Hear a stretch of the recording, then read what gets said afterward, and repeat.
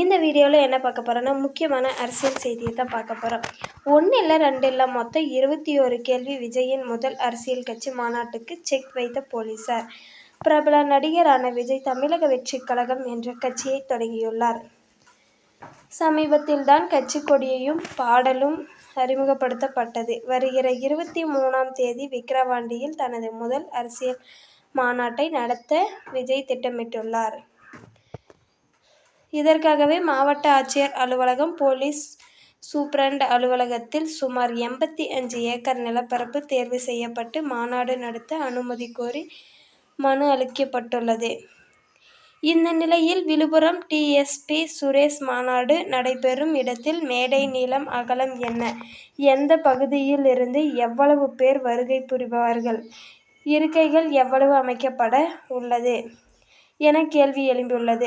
அது மட்டும் இல்லாமல் ஏராளமான ஊர்களில் இருந்து வருபவர்களுக்கு மாநாட்டில் வாகனங்கள் நிறுத்த எந்த பகுதிகள் ஒதுக்கி பார்க்கிங் வசதி செய்யப்பட்டுள்ளதா, திருச்சி, மதுரை, சென்னை உள்ளிட்ட பல்வேறு இடங்களில் இருந்து வருபவர்களுக்கு பார்க்கிங் வசதி எவ்வாறு செய்யப்படுகிறது, பெண்கள், வயதானவர்கள், குழந்தைகள் மாநாட்டிற்கு வந்தால் குடிநீர் வசதி, மருத்துவம் பார்க்க ஆம்புலன்ஸ் வசதி இருக்கிறதா, 85 ஏக்கர் நிலம் குத்தகைக்கு பெறப்பட்டுள்ளதால் அவர்களிடம் உரிய அனுமதிக்கான கடிதம் எத்தனை நபர்களிடமிருந்து பெறப்பட்டுள்ளது என 21 கேள்விகள் அடங்கிய நோட்டீஸை காவல் சப் இன்ஸ்பெக்டர் மூலமாக தமிழக வெற்றிக் கழகத்தின் பொதுச் செயலாளர் அனுப்பியுள்ளனர்.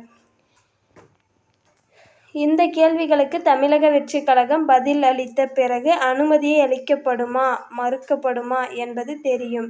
மாவட்ட ஆட்சியர் பழனி மாநாட்டிற்கு அனுமதியை விழுப்புரம் மாவட்ட போலீஸ் சூப்பிரண்டு ஆராய்ந்து கூறுவார் என தெரிவித்து குறிப்பிடத்தக்கதாகும்.